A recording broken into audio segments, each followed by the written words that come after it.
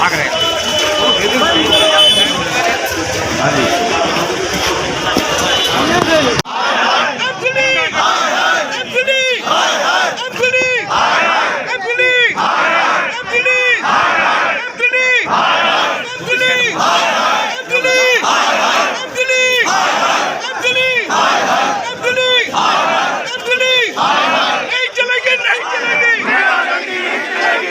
अब क्या हालत आ रही है, किस वजह से आप व्यापारी भी रोड पर है? देखिए, जो भी हालात आए हैं इससे ये हो रहा है कि जो व्यापारी है ये राजनीति का शिकार हो रहा है। हालात ये हो चुके हैं, व्यापारी को ये समझ नहीं आ रहा किसके दर पे जाए किसके दर पे ना जाए, क्योंकि किसी के दर पे भी जाता दूसरा नाराज हो जाता है। और आने वाले समय में जो हालात है, व्यापारी सड़कों पे उतरा हुआ है, उसका यही कहना है व्यापारियों का कि हम चाहते हैं कि जो हमारी सीलिंग है वो खोली जाए, क्योंकि ये सदर बाज़ार सबसे बड़ी कमर्शियल मार्केट है।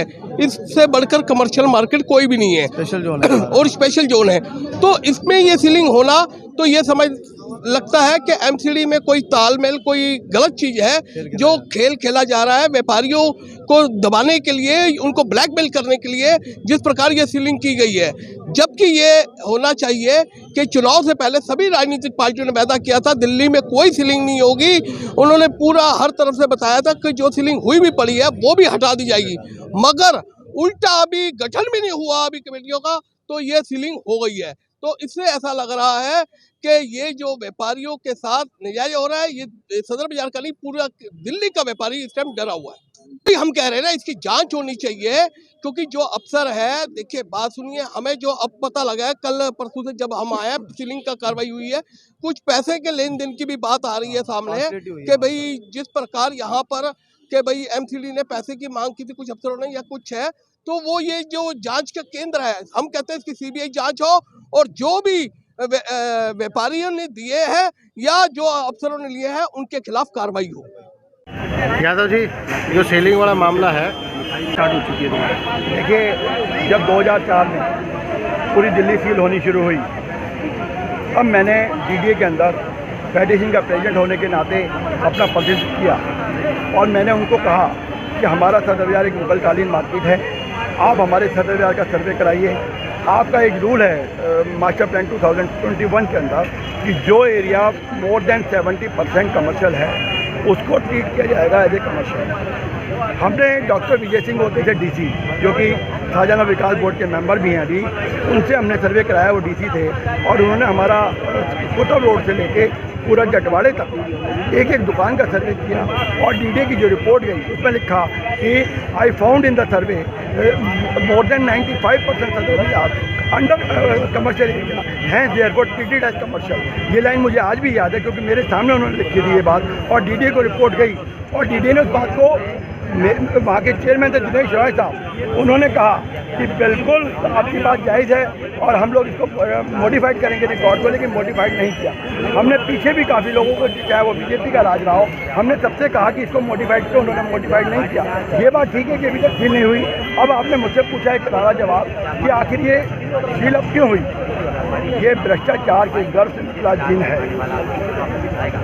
जिसको सीलिंग के रूप में हमारी रोजी रोटी छीनने का बड़ा प्रयास है ये, और इसमें डिपार्टमेंट के ने अपने दलाल छोड़े हुए हैं। उन दलालों के साथ मुझे अभी संज्ञान में आया, जिस दिन मेरे पर रिटर्न में आ गई कि किसने किसको पैसे दिए, इसके सबूत आ गए, तो मैं कमिश्नर से मिलके उस आदमी को सलाखों के पीछे जरूर भेजूंगा। इस बात का मैं अपने व्यापारिक समाज से वादा करता हूँ, लेकिन सबूत आएगा तब। राजीव जी, एक सवाल, ये जो अपना काम तो कर, इंक्रोचमेंट जो सामने 4-4 लेयर बन गई आज। राजीव जी, एक बड़ा सवाल है, जब सीलिंग हुई थी तो क्या ये संभव है कि एक ही इमारत के अंदर 2 दुकानों को सील कर दिया जाए और 2 दुकानों को खोल दिया जाए, जबकि वहाँ से लगातार कंटिन्यू सीलिंग होती भी आ रही है? क्या ये संभव है? देखिए, वो क्या मैं लगता नहीं है कहीं ना कहीं। देखिए, कानूनी प्रक्रिया में तो ये है कि जिनके उन्होंने नियर अबाउट 100 दुकानों के नोटिस बना रखे हैं, एक रैंडमली वो दुकानों के 40 दुकानों के या 28 दुकानों के नोटिस लिया, उन्होंने सील कर दिया। तो इनको सबको दुकानों को धमका के गए हैं वो लोग कि अब 1-2 दिन में आके बाकी दुकानें भी सील करेंगे। हमारा वो विरोध नहीं है कि वो दुकान क्यों रह गई, क्यों नहीं रह गई। हमारा विरोध है कि ये क्यों सीलिंग हुई। आखिर कमर्शियल, अगर सदर बाजार कमर्शियल एरिया नहीं है तो दिल्ली का, हिंदुस्तान का कौन सा बाजार है जो कमर्शियल है? किसी तरह देखिए, जिसकी भी रोजी रोटी के ऊपर फ़र्क पड़ेगा और उसकी रोजी रोटी बंद कर दी जाएगी तो नाराज़गी होगा। नाराज वो किन से, नाराज वो प्रशासन से, शासन से, जिन लोगों ने भी लापरवाही बरतते हुए ये कार्रवाई की है। इस कार्रवाई के खिलाफ हम आवाज़ उठा रहे हैं। मैं सदर क्षेत्र के अपने सभी व्यापारियों के साथ खड़ा हूँ, इनकी हर परिस्थिति में इनके साथ खड़ा रहूँगा। और जो दुकानें सील हुई है उनको कानूनी रूप से डीसील कराना, और जो आगे दुकानें जिनके ऊपर तलवार लटकी हुई है उनकी तलवार हटाना, वो आगे कार्रवाई ना हो उसके लिए कानूनी रूप से कार्रवाई करना, उसको हम करेंगे। अभी हमने निगम के सभी संबंधित अधिकारियों से बात की है और सभी अधिकारियों ने हमें आश्वासन दिया है कि आप आइए, हम बात करेंगे और कोई रास्ता निकालेंगे। नहीं, आप बिल्कुल ठीक कह रहे हो। जो भी कार्रवाई है उसमें किसकी क्या मंशा है, उस मंशा के पीछे वो क्या बताना चाहता है, उस मंशा को के पीछे भी हम बात जाएंगे। और जिसने भी ये दुस्साहस किया है और व्यापारियों को परेशान किया है, हम व्यापारियों के साथ हैं, व्यापारियों को सहयोग करेंगे। मैं अपने व्यापारी भाइयों के साथ हूँ। जो ये सीलिंग हुई है बहुत गलत हुआ है। अभी मैंने डीसी मैडम से बात की है, हमने ये कहा है कि हम आपसे मिलना चाहते हैं, यहाँ की एसोसिएशन सब मिलना चाहती है। उन्होंने मंडे का टाइम दिया है, मंडे को जाके उनसे बातचीत करते हैं। आगे जो भी हो पाएगा हम अपने व्यापारी भाइयों के साथ हैं, अपने पूरे सदर बाज़ार के साथ हैं। जहाँ भी होगा धरना प्रदर्शन होगा, मैं उनके साथ हूँ। सीएम सर से मिलना होगा, मैं जाऊँगी। एलजी हाउस में भी अपनी जो भी हमारे यहाँ एसोसिएशन के मेंबर हैं सबके साथ जाएंगे और कोशिश करेंगे जल्द से जल्द ये सील हम हटवाएँ, तुड़वाएँ। जी, मतलब आपकी तरफ से पूरी कार्रवाई कराई जी जाएगी। बिल्कुल। और अभी हमारे को पूरी पावर नहीं मिल पाई है। आपको पता होगा 6 दिन में हुआ है। आप लोगों से, जनता से कुछ छुपा नहीं है। क्या तानाशाही की गई है हम लोगों के साथ। बाबा अंबेडकर साहब के जो संविधान थे, उनके संविधानों की धज्जियां उड़ाई गई, उनके कानूनों की धज्जियां उठा गए। और एल्डरमैनों को शपथ जो दिलाई जाने की कार्रवाई की गई थी, वो आप लोगों को सब जानते, पूरी दिल्ली की जनता जानती है। और इसी के रहते झगड़ा हुआ, वहाँ हमारी शपथ नहीं हो पाई। अब शपथ देखो कब होती है, तभी हम अच्छे से पूरी कार्रवाई कर पाएंगे। लेकिन जब तक नहीं हो पाती, मैं अपने सदर बाज़ार के एसोसिएशन मार्केट के सबके साथ खड़ी हूँ। और जो भी हो पाएगा हम अच्छे से अच्छा करेंगे, जल्द से जल्द सील खुलवाने की कोशिश करेंगे। पहले थोड़ा नॉलेज में था, लेकिन अचानक इतनी जल्दबाजी में हो जाएगा इसका नहीं था। अब बीजेपी वाले बौखला गए हैं, दिल्ली उनके हाथ से निकल चुकी है, एमसीडी अपने उनके हाथ से निकल चुकी है। तो वो शपथ ना होने की वजह से अब ये जल्दबाजी में जो भी कुछ कर रहे हैं, जनता को तंग करने के लिए किया जा रहा है और आम पार्टी को बदनाम करने के लिए किया जा रहा है। लेकिन ऐसा नहीं होगा, जल्द से जल्द शपथ होगी हमारी और हम अपनी पूरी जनता का पूरा अच्छे से साथ देंगे। उनके जो भी काम होंगे सब करा के देंगे। व्यापारी भी यही सोचेंगे क्या गलती किया होगा।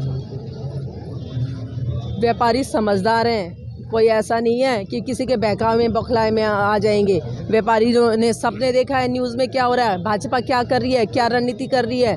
अब वो हार चुकी है, दिल्ली भी और एमसीडी भी। तो जानबूझ के वो अपने एल्डरमैन ला के इलेक्शन में भी उनको मनोनीत सदस्यों को राइट दिलाना चाह रही है। ये सब गुंडागर्दी करना चाह रहे हैं, लेकिन आम पार्टी उनकी गुंडागर्दी नहीं सहेगी ना हो। मैं आपसे ये पूछना चाहता हूँ कि जो दुकानें 30 साल 35 साल से चल रही हैं, उस टाइम गवर्नमेंट कहाँ थी, उस टाइम प्रशासन कहाँ था, एकदम से कैसे याद आ गई इनको। दिल्ली में 3 लाख से ऊपर दुकानें जो हैं वो रेजिडेंशियल एरिया में चल रही हैं, 3 लाख से ऊपर। और वो लोग अपना धंधा पानी कर रहे हैं। एक व्यापारी 10 आदमियों 15 आदमियों की रोजी रोटी कमा रहा है, खा रहा है वो। लेकिन गवर्नमेंट को ये है कि व्यापारी को चूस लो।